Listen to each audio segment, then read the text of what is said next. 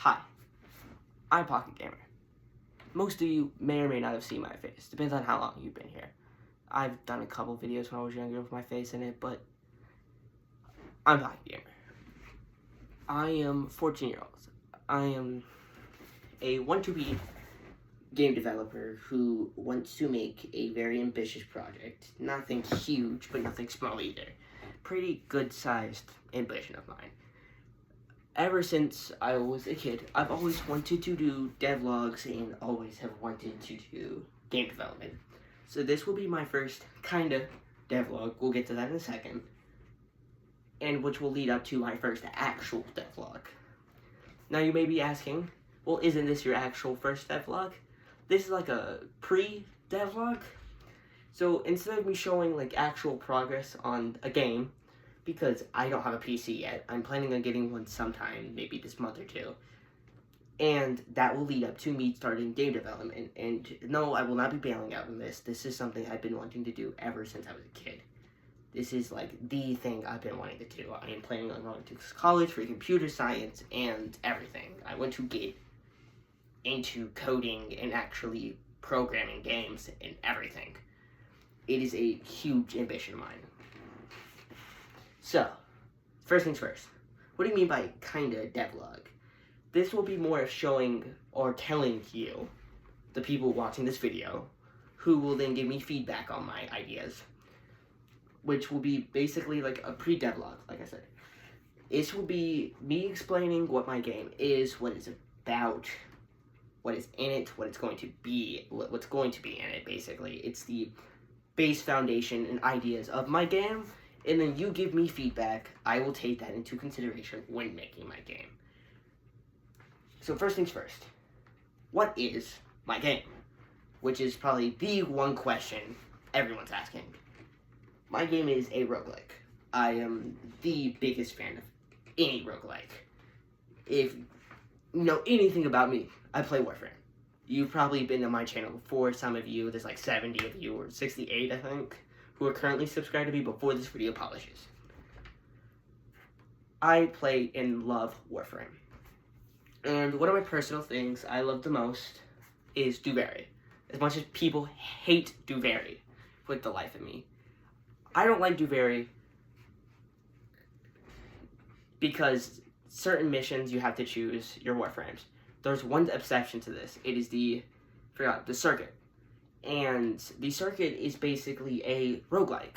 I love playing this. And this was what kind of like first introduced me into the roguelike genre. I didn't know this was a roguelike. So eventually I found and caught a game called Balatro. Or Balatro. Wherever you come from or whatever you speak. Not whatever you speak, but however you speak it. Because there's like 80 different ways to say Balatro, Balatro. I say Balatro personally.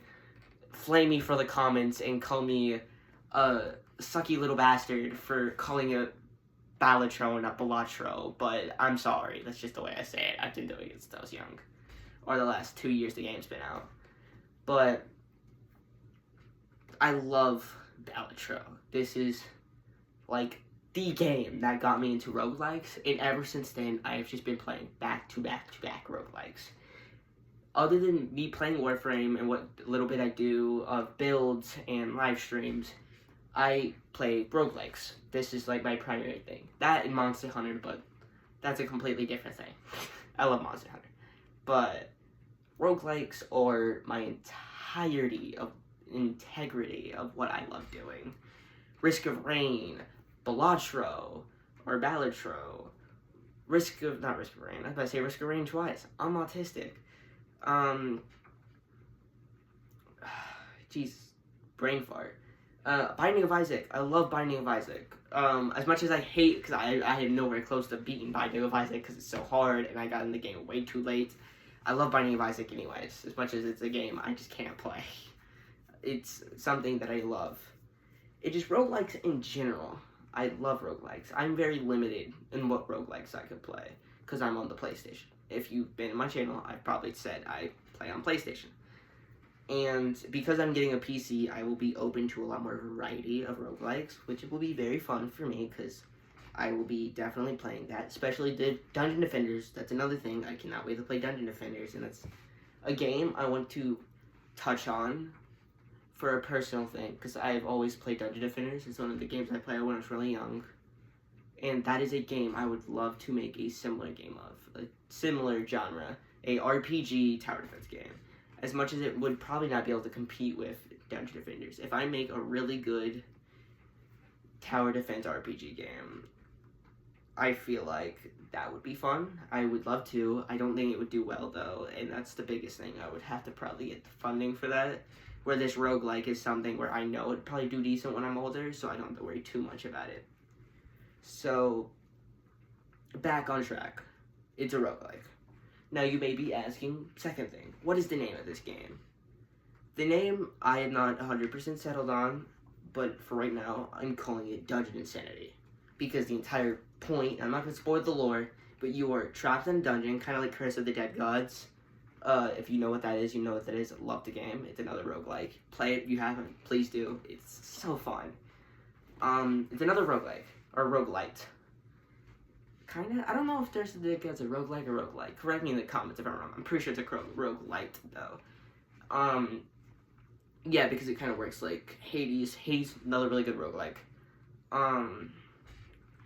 Where you're in a dungeon and you go through layers. Mine's not going to be like Curse of the Dead Gods whatsoever, but it takes place in the dungeon like Curse of the Dead Gods. It is a turn-based. Mine's turn-based. Doesn't use cards, though. I'll get to that.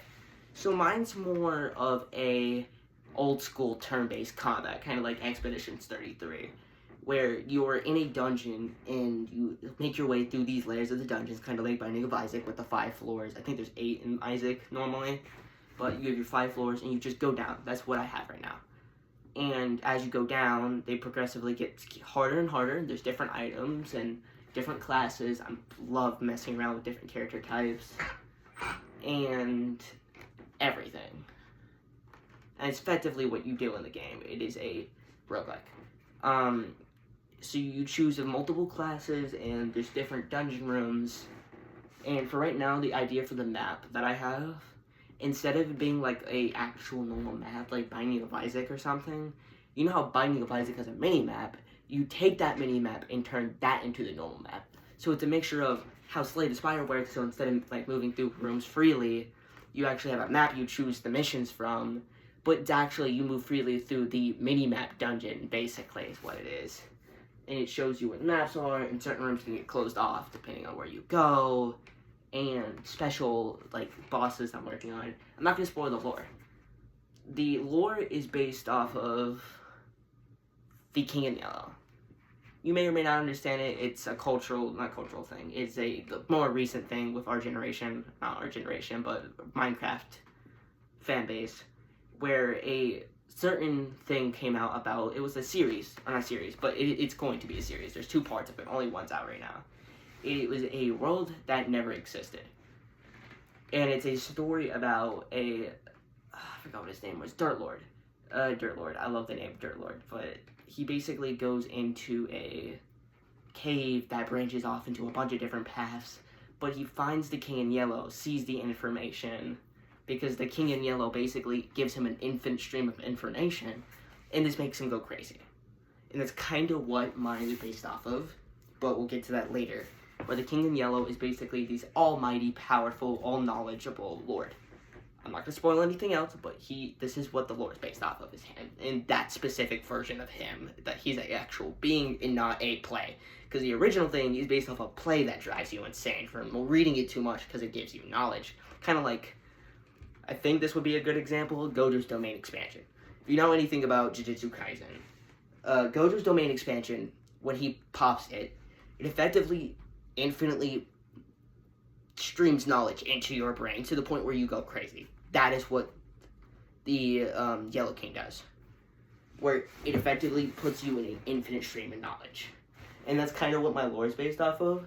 I will touch on that more. Yes, I have a little bit of lore written down. I know a little bit of what I'm doing when it comes down to lore and everything else. Now, I'm going to have to learn a lot of different things when it comes down to this. Because this is a very big, ambitious, like really ambitious project for just me to take alone. But I'm going to try my best. I will try my best to get these devlogs as frequently as possible. This will probably be a big gap from this one in the first actual devlog. because of the fact that I don't have a PC yet. But the issue with this is I'm going to have to learn coding. I'm going to find a coding software, which will probably be Unity. It's going to be a pixel art game, so if that gives y'all any knowledge, tell me in the comments if you think Unity would be good. If you do watch this, if anybody watches this, I don't know if this will show up on anybody's For You page. With it being a devlog, it's hit or miss. I don't know. Unity, I want to learn Unity. Probably is what I'm going to go for. C++. If that's anything y'all know, because coding software. If you're coding geek, you know what C++ is. And I have to learn pixel art to make the art style I want, which I want to go for like a Dead Cells style of art. Another really good roguelike. I have not finished it personally. I need to. But their art is beautiful for pixel art, and I want to go for something like that. It may take me forever to get sprites done though, so there will probably be like pre-built sprites that I use for a lot of the stuff that are just mini versions of the sprites that I want to make. But, and then from there, I'm going to have to learn coding animation, because I don't know how animation is going to work with coding. I'm going to have to, like I said, pixel art. I'm going to have to learn pixel art. I'm going to have to learn sound design for video games, for boss fight music, and just music overall. I'm going to have to learn not animation. I'm going to have to learn editing software so I can edit these devlogs and make them as good as I possibly can. Because this probably will not be the greatest quality video out there. This will be more of a drained down version of me explaining what I want to do with this. And that's a lot. And I know it's a lot. It's going to be a lot for me to learn. It's going to be a lot for me to understand. It's going to be a lot for me to get used to. But this is, like I said, I am willing to do anything to follow my passion of coding and making a video game and doing my dream of what I want to do. Because I've, like, ever since I was a kid, this is kind of just what I've linked to is, oh, I want to code video games. Recently, I touched on Scratch, and I'm like, this is really fun. I am memorized by the process of this. And the way I finally kick-started this was Sigmoid. May or may not have heard of him. Small, little indie devlog developer. He makes a game, he's making a game called Arbineer. And he made one called Chemistry Lab that he's also working on. It's really cool. Roguelike, but it's chemistry based. When that comes out, I'll probably play it. When I get a PC, I'll probably touch on that. Sounds really cool, and it looks really cool. But I've watched his videos, and he originally, the first devlog he ever made, he was 15. Like, that threw me out the waves.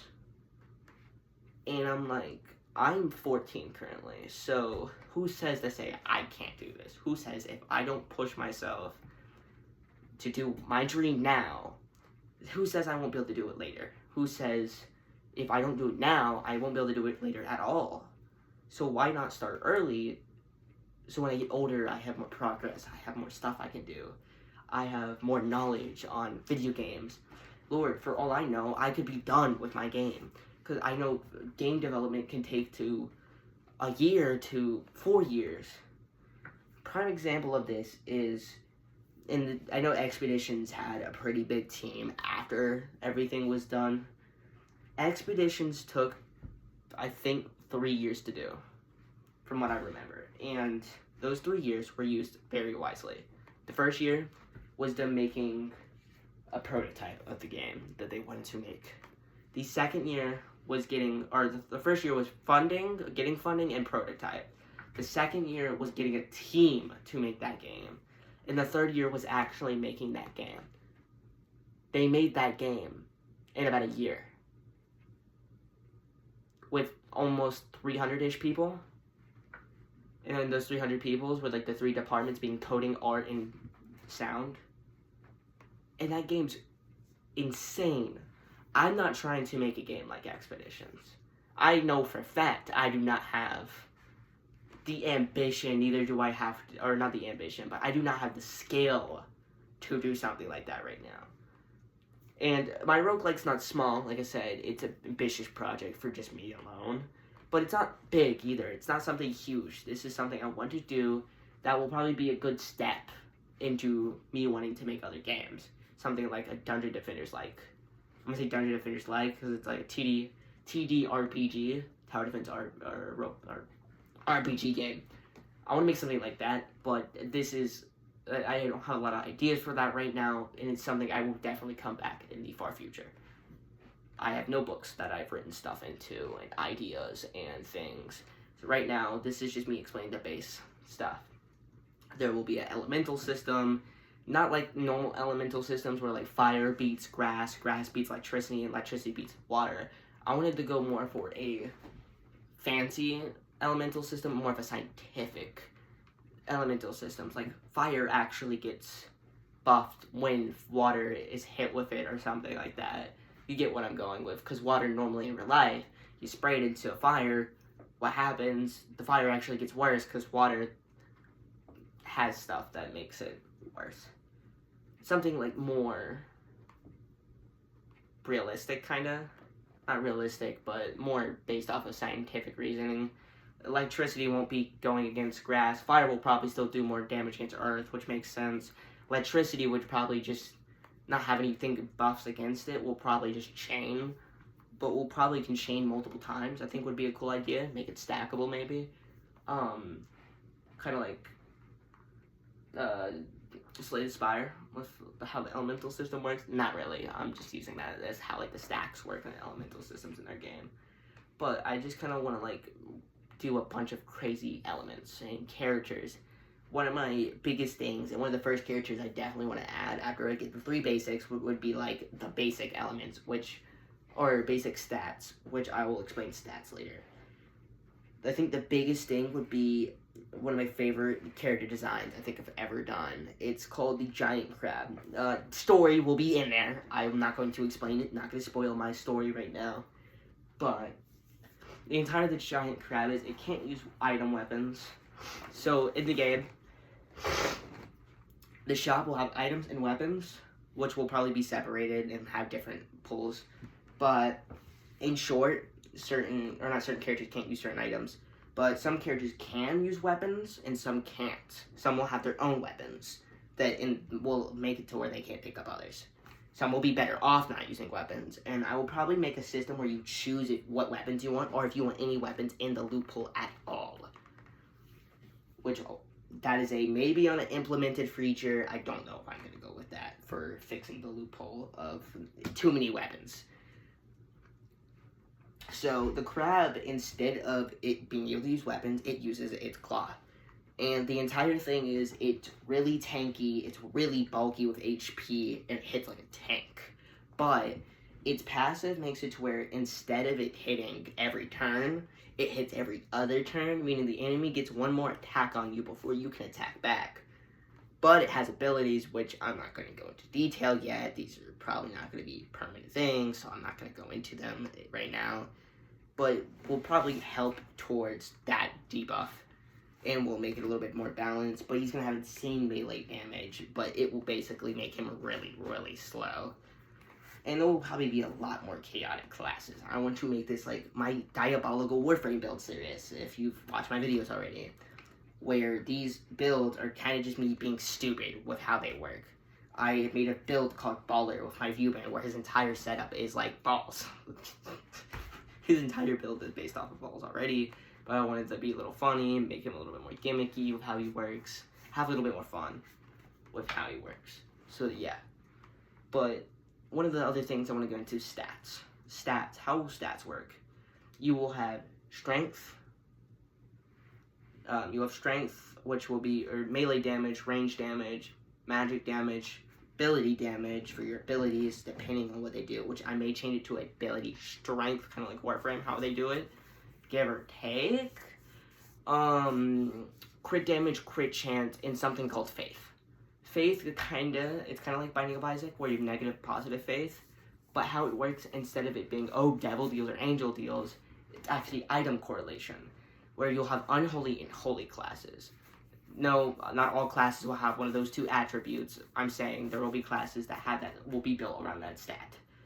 And certain items will also be built around that stat, where it would be unholy items do better with negative faith, while holy items do better with positive faith.